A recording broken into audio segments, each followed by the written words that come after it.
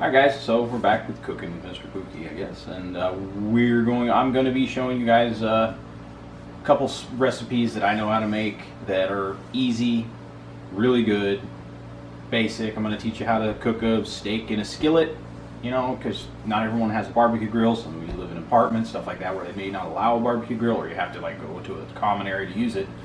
But you know, teach you how to cook a skillet on a steak.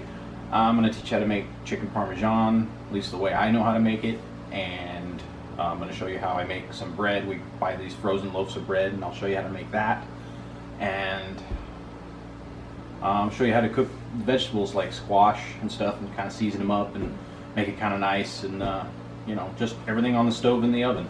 No special tools needed, nothing. Just, you know, just a skillet and a spatula, basically. A couple knives and a cutting board. That's all you need. So I guess we can dive right in. Let's get started. So chicken parm, real easy. I mean, there's 100 ways to make it, and some people make it really good. This is good. This is, you know, for, you know, just an old dad, you know, not too bad. So so this is Rao's homemade, but I just, any good marinara is good. We use, I can't remember what it was called. I think Mom's or Mama's Homemade or something like that. We've used a bunch of different, you know, marinaras, but it's good. It's marinara, not pasta sauce, anything. It's marinara, because you're making chicken parm and you want it to be good. So I always put just a little base of it in the pot or in the pan. But first I kind of put a little olive oil in here so it doesn't stick too bad, so you don't get a lot of baked on sauce. And then I'll dip my chicken in the egg, and then we got some Italian seasoned breadcrumbs, like that. Let's see this brand. Yeah, and then we got our Wisconsin from premium mozzarella that we use. We get from the grocery outlet, and I'll sprinkle that on top, and you know, it'll basically look like, you know, almost like a, you know, lasagna when I'm making it, because it's more of a casserole than anything, but it's chicken parm. Some people bake it in a pan, or I mean fry it in a pan. Some people do other things, but I just think it's easier just to bake it, you know, in a platter, if you will. So $3.75. $3.75, 25 minutes, depending on how much chicken you've got in there. Right, and we're only doing 4 pieces, and these are cut in half. So this was two breasts that I sliced in half. So they've been cut in half. Mm-hmm. So these two went together, these two went together. So so it's not real thick. Because if it's real thick, it takes a long time to bake. Then you're starting to get into problems with, you've overcooked the sauce, and the cheese is browned, you know, and burnt, and all kinds of problems. So thickness of chicken is kind of important. So you want it to bake through without burning everything else. So, all right, I'm gonna put a little olive oil in here, and I'm gonna start putting the chicken together.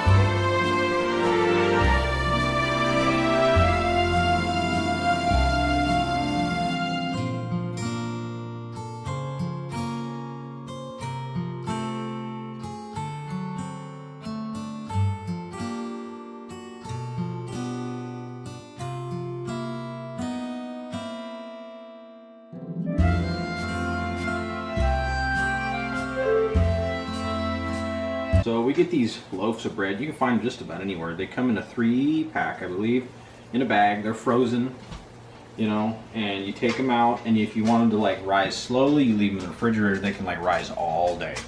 So like you can put it in just a little while. This is a Dollar Tree pan. You just throw it in there, and it'll rise like over like 10-12 hours. It says if you leave it out, it can rise up to 7 hours. It gets huge if you do that. It gets big. So this was in the refrigerator all night, and then I pulled it out a few hours ago to let it rise, and this was, yeah, about 3 hours, and this is what it comes up to be. So it's a nice little piece of bread. It's whole wheat, you know. I think it's a 9-grain bread. I can't remember right off the hand. I don't have the bag with me anymore. But you buttered it, correct? I buttered the pan, and I put butter all over it because I like it to be buttery if I'm going to do this.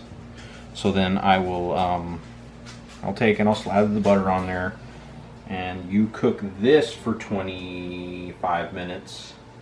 And we'll cook it in our little air fryer toaster oven thing. And it's just butter, bread, and I use this. I love Kinder's. Kinder's makes good stuff, and this is Master Salt. So it's just garlic, salt, garlic, sea salt, and butter. That's it. So it's like a really good garlic salt. So I use this on like hamburgers, I use it on steaks, I use it on chicken, I use it on everything. It's really good. We use it on our vegetables that we're going to cook here in a few minutes, so with another seasoning. So I will put a little bit of this on here. Not a lot, doesn't take a bunch. You know, just a little bit. Yeah, highly recommend Kinder's. Yes. It's our favorite. They make all kinds of good stuff. It's pretty much. So just a little bit, and just kind of rub it in. See, it's still, the bread's still nice and doughy and soft, you know, and the butter helps it stick, so it doesn't just fall off. There we go. Don't want it too much on there. It gets too salty.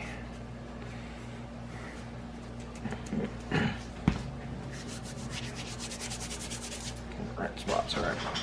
So then, now that this is raised, we don't have to do anything other than just preheat the oven to 350 and then cook it for 25 minutes, and then pull it out, take it directly out of the pan, let it rest on a rack so that it can, you know, that it doesn't stick to the pan too hard or anything like that, if it decides to. So that's what it said anyway.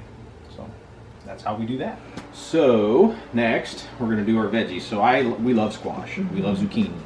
So we'll do yellow crooked neck squash, and we'll do zucchinis. And sometimes we'll throw peppers in here, but some people can't really handle peppers of any kind. They do have like sweet bells, or little tiny peppers. Those are pretty not too bad. But some of my kids can't really eat them, so we tend to like stay away from those. We just stick with the squash and a little bit of seasoning. So I'll cut these up into little circles, or into little, you know, little $quarter size, you know, things. And I will cook them in either butter, or I will put them in olive oil, which I'll probably do olive oil today, beans. That's pretty much what we're cooking in all day today. For the steak and everything, we use olive oil. You can use butter, like a good butter in like a skillet, especially if you got cast iron. So we can't really use cast iron because we have an electric stove, so we gotta improvise. So olive oil tends to work best for that. So I'll just cut these up into little you know, little circle pieces, and we'll season it up with this red garlic. So it's crushed red pepper, jalapeno, and garlic. So I put very little of this on, but it doesn't take much. So, you know, this, and then of course I'll use this Master garlic salt. Sometimes I'll use the buttery steakhouse, depending. You know, if I don't have Master garlic salt, I just prefer to have this because it has garlic in it, because the buttery steakhouse doesn't. So, but I like the garlic because it tastes good. So we'll do that with this. And then for the steak, we're going to use my favorite steak, Marinated Santa Maria. So good. I love Santa Maria because it's got a lot of flavor. It has a little kick, but not a lot. So if you're, you know, if spice is a problem, you're like, oh, it's kind of spicy, but not crazy. It's not bad spicy. You can get this at Lowe's. You get this at Lowe's. This is Operation Barbecue Relief, and they've got a bunch of different flavors. Oh, yeah. Real spicy. They got some sweet and sugary ones. They got like all kinds of good ones, and they all go to support like hurricane victims, earthquake victims, stuff like that. So they're really cool. All right. And, yeah. So, and I'll just use olive oil. Get these steaks going. You can do salt, pepper. You can do just garlic salt. You can do an Italian style. You can do whatever you want, or you just, you know, like basic is like salt, pepper, olive oil. You have a good steak. You know, but I use a little flavor. I'm not going to put a lot on. I'll just rub a little on before I throw them in the pan with the olive oil, and they'll cook. It takes like, you know, depending on how you like your steak. I like mine like medium rare. So it takes like 15 minutes tops. Once you get the skillet like hot, it's like 8 minutes on one side, flip it 7-8 minutes on the other side. Make sure your internal temperature's 140 degrees and you're good to go. What type of steaks are you using today? These are beef chuck cross rib steaks. Yeah. I don't really have a particular cut I like, other than tri-tip. I love tri-tip. But, I mean, New York steaks are good, sirloins are good, but just a cross rib, because it's got, you know, especially nowadays with the way they feed cows, it's just got a nice ribbing in it as far as, or it's got lots of little ribbons of fat, which means it's going to hold on to a lot of flavor and it's not going to get dry. So in the pan. So, you know, it's easier on the grill. You kind of keep things moist by basting them or whatever. In the pan, you kind of stuck with whatever it is. So that's why I use it. That's why I use something with a little extra fat in it in the pan. But other than that, that's what we're going to do. Veggies, we made extra. We don't normally only have 2 each, but everybody's eating today, so put all this on here.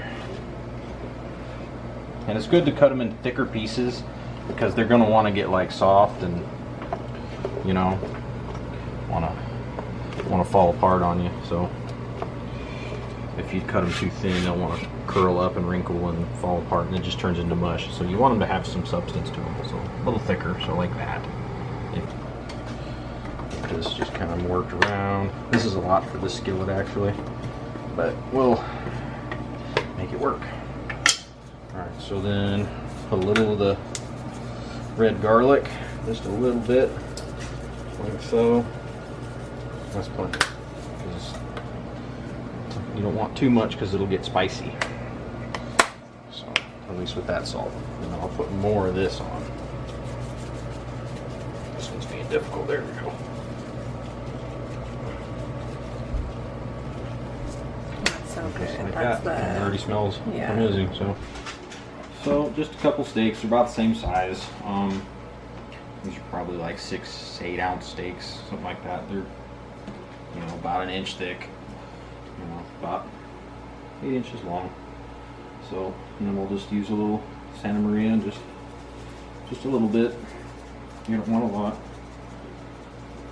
And you have your Oil's heating in the pan. Stovetop goes from 10 to 0 or 10 to 1.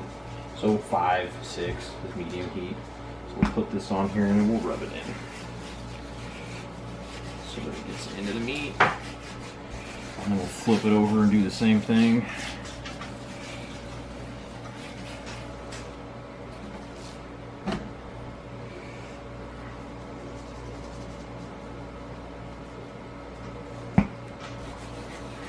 Just let them cook. I'll start sizzling here in a second.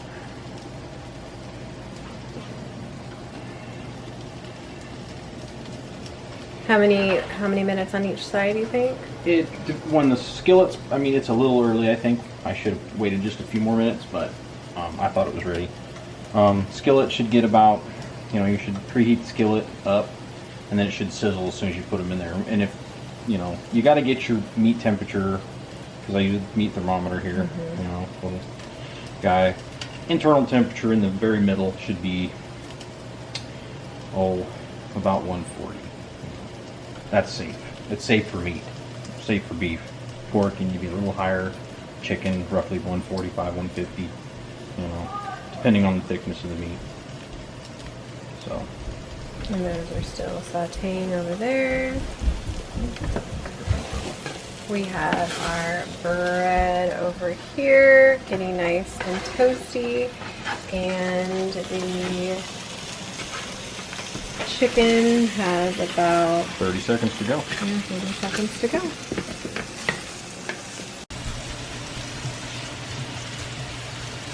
So you only flip these once, maybe twice, but you want to get them, you can tell when they're cooking because you'll start seeing it cook up through the side here, you know, but you want to kind of keep them nice and flat. They'll shrink a little too, obviously these have already started to shrink, you know. Might be a little longer because we put them in a little early, but they sure smell good.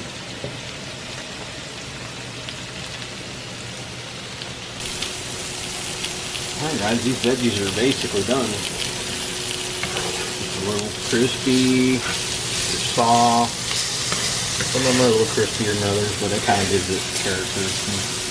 But they're all cooked. They're all nice and soft now. You know, they're all. This is so good. This is one of our favorites. We have We eat this this a lot. probably 2 or 3 times a week. It's Probably. seriously, you That's guys, really the good. seasoning, Yeah. it's amazing. And we change it up. Sometimes we do butter. Sometimes we just did it with olive oil because we're like, well, what's the least amount of things you need? So olive oil, vegetables, steak, chicken, and pasta. Very you know, easy. Stuff, like really easy stuff. Just, you know, without having to go, like, maybe not even have to go to the store. You might have all this stuff at home other than maybe some vegetables or something, you know, because they're perishable. But, yeah. And then there's the steak.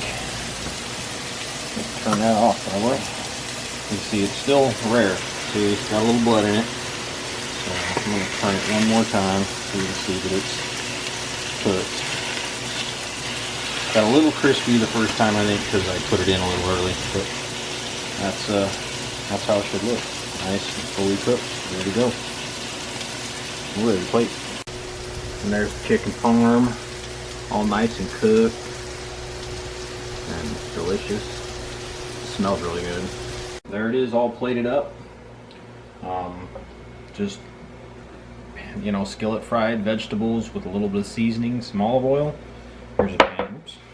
Here's a pan fried steak to about 140 degrees. And then chicken parmesan. It's just cheese and chicken and sauce. That's it. A little bit of seasoning from the breadcrumbs. And your bread. And then there's the bread. You can see might be a little overdone, but it's still. I already had a piece. It's really delicious. So, but there it is, guys. Easy, simple, with the right setting. You know, maybe Valentine's Day is a good day. Bye, guys.